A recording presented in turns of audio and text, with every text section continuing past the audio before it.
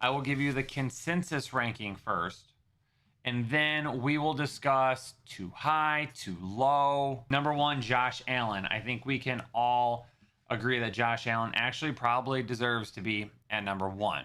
Okay. Again, these are 2026 pre NFL draft, pre combine, pre free agency. Josh Allen is the consensus QB1. Drake May is at number 2. Interesting. Lamar Jackson at number 3. Joe Burrow, 4. Jaden Daniels, 5.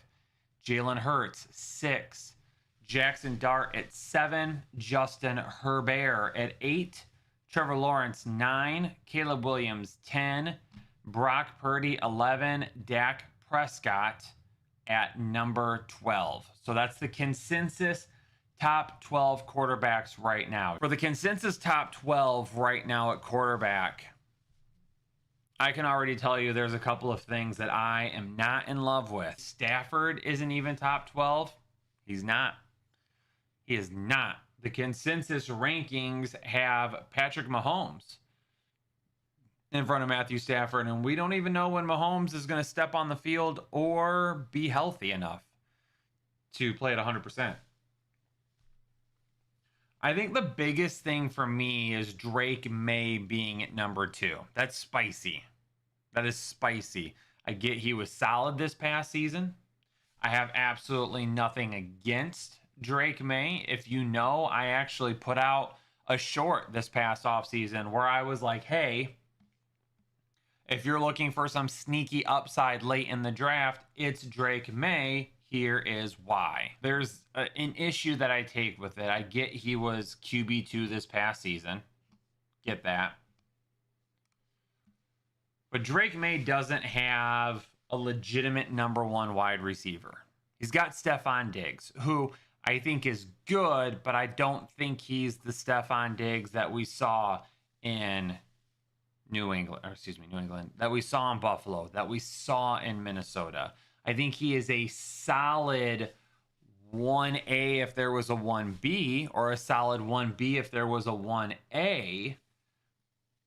But he doesn't really have, and even at the tight end position, he has Hunter Henry.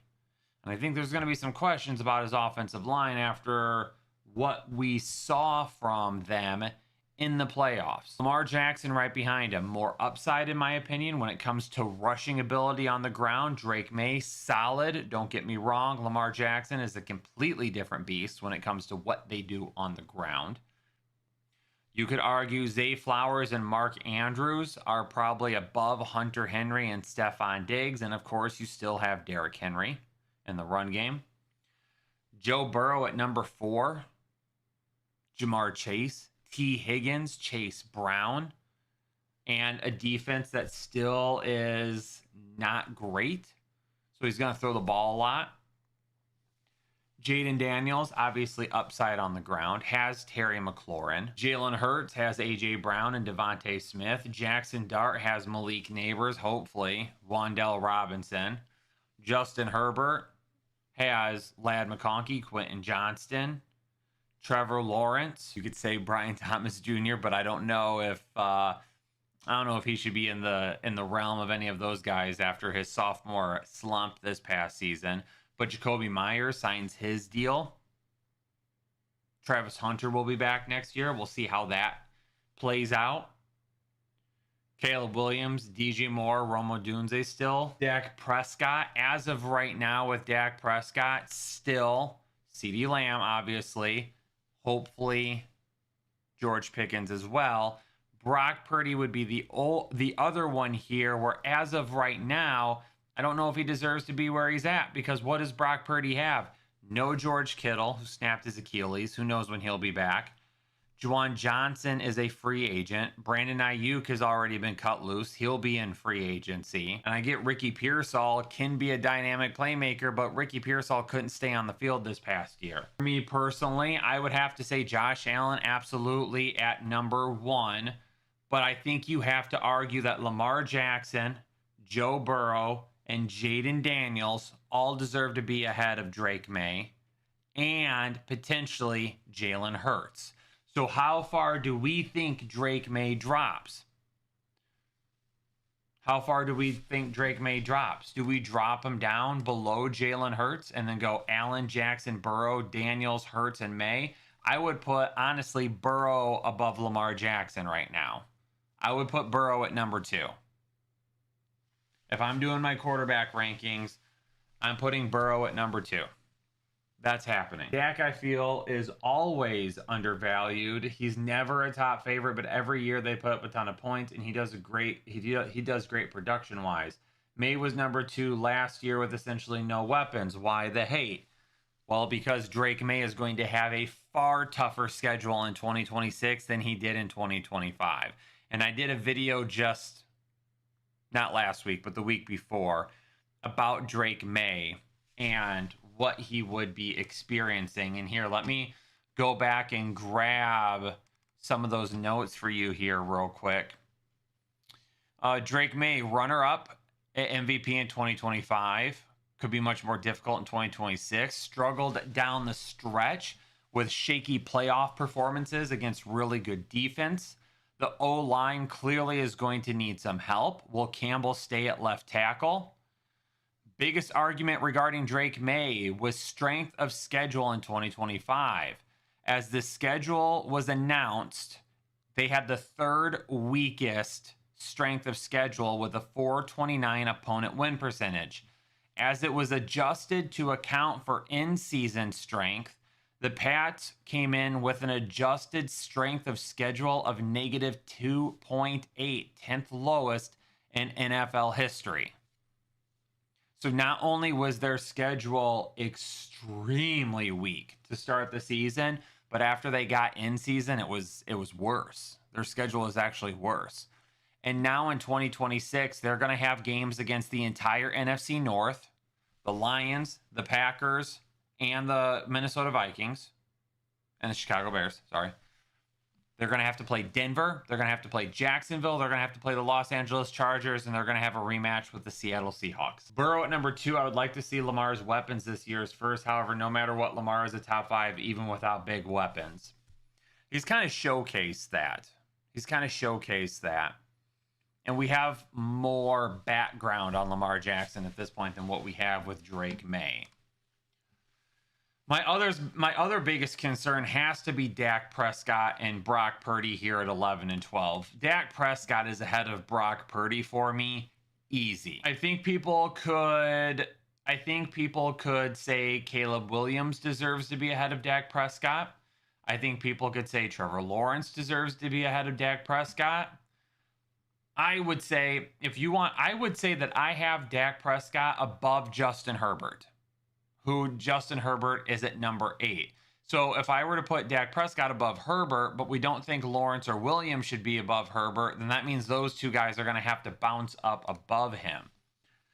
Last year, Dak Prescott in 17 games finished as the QB5. Caleb Williams was at QB6. Justin Herbert was at QB10. Now for Justin Herbert, a lot of that has to do with how terrible his offensive line was after the injury last year to the tackles at right tackle and left tackle. I think May should be around 6 to 8. If May shows another year of production like he did last year and improves against that tough schedule, I think undisputed top 5. Absolutely. Oh, absolutely. If we get another MVP caliber performance from Drake May and nobody can argue strength of schedule, then obviously he's going to be a top candidate moving forward. My hope is that with free, and this can change too, because with free agency and the draft, who knows what New England does for Drake May. I would assume one of their goals is to get him another weapon. That is really where quarterbacks start to flourish in year 2 and year 3, is when you get them legitimate weapons. Now, Stephon Diggs was coming back from an injury, maybe wasn't 100% to begin the year, still looked solid at times, especially towards the end of the season. For me, I think Stephon Diggs, like I said, can be a 1B to somebody if they have a 1A, but I think they need another weapon. I would say right now, as much as I love Jackson Dart, and I am a big Jackson Dart fan, as much as I love Jackson Dart is down at 11 for me right now. I know the upside with the rushing is absolutely there, but we do need to just keep in mind at any point in time, does he maybe take a step back after a couple of the hits that he took last season? So maybe that does still happen. But Wan'Dale Robinson is a free agent. Does he leave? Where does he go? And Malik Neighbors, where is he at health-wise to begin the year? So Jackson Dart to me has enough question marks that I got to move Jackson Dart back. I got him at 11 right now. Me personally, I'm going to go, man, I could see why somebody would argue Caleb Williams, Trevor Lawrence after Dak Prescott. I can see that. For me right now, Allen Burrow at 1 and 2. Lamar Jackson at 3. I'm still going to go with Jaden Daniels at 4. If the injury bug starts to kill him again, then obviously he's going to take a massive drop this season. Jalen Hurts at 5. I'll give Drake May the benefit of the doubt and leave him at 6. Do not tempt me with putting Dak Prescott over Drake May, because you know what? F it, I'm going to do it. Dak Prescott at 6 over Drake May, who drops back to 7 for me. Drake May at 7. Caleb Williams at 8. You know what? F it. I'm going to go Caleb Williams over Drake May as well. Again, weapons. It's about weapons for me. Weapons. Both good on the ground, right? Solid on the ground. In terms of offense, I'll take Ben Johnson over Josh McDaniels right now. No offense to Josh McDaniels. He's obviously had a stellar career as an offensive coordinator. So I'm going Allen, Burrow, Lamar Jackson, Daniels, Hurts, Prescott, Williams, May, T-Law, Justin Herbert, Jackson Dart. I still have an issue with Brock Purdy at 12. At least I'm going Matthew Stafford over Brock Purdy. I think he deserves it. I think he's earned it. After what he did this past season. And heck, you know what? Matthew Stafford, I'm going over Jackson Dart and Justin Herbert as well. Let's move Stafford up even a little bit more. Allen at 1, Burrow, Jackson Daniels, Jalen Hurts, Dak Prescott, Caleb Williams, Drake May, Trevor Lawrence, Matthew Stafford, Justin Herbert, Jackson Dart. That is who I would say is my top 12 right now. Who could make the top 12 after that? Who are some outside guys looking in? Number 1, first and foremost, is Patrick Mahomes. We're going to look at Patrick Mahomes. It depends on when he's healthy, though. If Patrick Mahomes were healthy to begin the season, and maybe not be 100%, but be able to be out there week 1, Patrick Mahomes has top 12 potential. Brock Purdy, I would say he has top 12 potential. Bo Nix, I think, is going to be right on the outside looking in. I would like to see them get him a little bit more of an established weapon on the other side of Courtland Sutton. Maybe do something in free agency at the tight end position. Jordan Love right after that. Jordan Love, I think that they do. I think that Romeo Doubs sees his way out. And I wonder if they bring in a veteran wide receiver to replace him that has more consistency from the rest of the wide receivers, what they've shown so far. After that would be Jared Goff. I think Jared Goff has a great opportunity to be back inside the top 12 this year. Jared Goff this past season ended at QB8, and you could argue that that offense was up and down and inconsistent for the majority of the year. When they went off, they would go off. But he was QB8, and the offense itself was at best a majority of the time.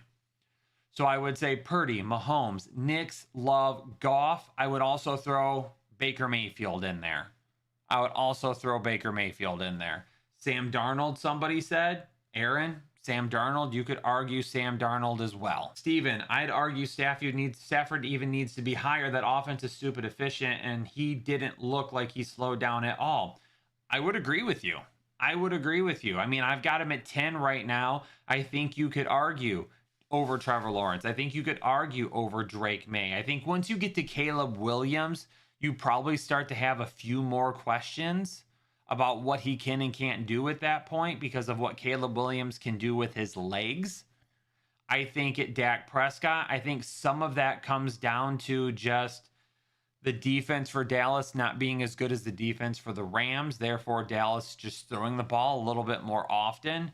And then Hurts, Daniels, Lamar Jackson. All those guys are going to put up some stuff with their legs. So I think you have to keep in mind, too, that when you take a look, Matthew Stafford and Drake May finished at 2 and 3 this season. But what about some guys behind him, like, Patrick Mahomes, 14 games. Daniel Jones, where he was at, playing so well. He only ended up playing 13 games. Lamar Jackson only played 13 games. CJ Stroud played 14 games. Brock Purdy, 9 games. Joe Burrow, 8 games. So there's some guys there that could have challenged. Jaden Daniels, 7 games.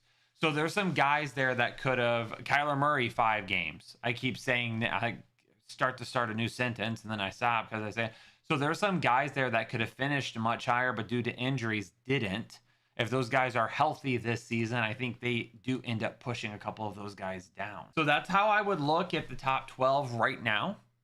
And that's who I would look at as being kind of those guys on the outside looking in. Now, here's the thing. Let's name one player that has a dark horse shot that we didn't name already, a dark horse chance of being a QB1 this season that we have not already talked about. 2. The first one is low-hanging fruit. That's why I'm going to give you 2 names. The first one's Jacoby Brissett. If they throw the ball that much this season, and he's the QB all season long, okay, Jacoby Brissett could be 1. Number 2, DJ Cam Ward is a good guess. Cam Ward is a good guess. I agree that he could definitely be that guy if they make some offensive changes. He needs weapons. He needs weapons. Someone just said the name, though. Papa J said Malik Willis. And that depends on where he lands. Let's say Malik Willis lands where I talked about his best free agency landing spot would be. Let's say Malik Willis lands in Indianapolis with Jonathan Taylor, Tyler Warren, Michael Pittman, Josh Downs. Maybe they re-sign Alec Pierce. Maybe they don't. With his rushing upside and how good he looked at times with Green Bay, he is clearly grown. I think you got to strongly consider Malik Willis as a dark horse top 12 candidate depending on where he lands. Maybe that's spicy. I don't care. Because I don't know anything less than spicy. Analytics off the chain, other channels not the same. Jake and Kyle, you know the name. Headliner Nation, we running the game.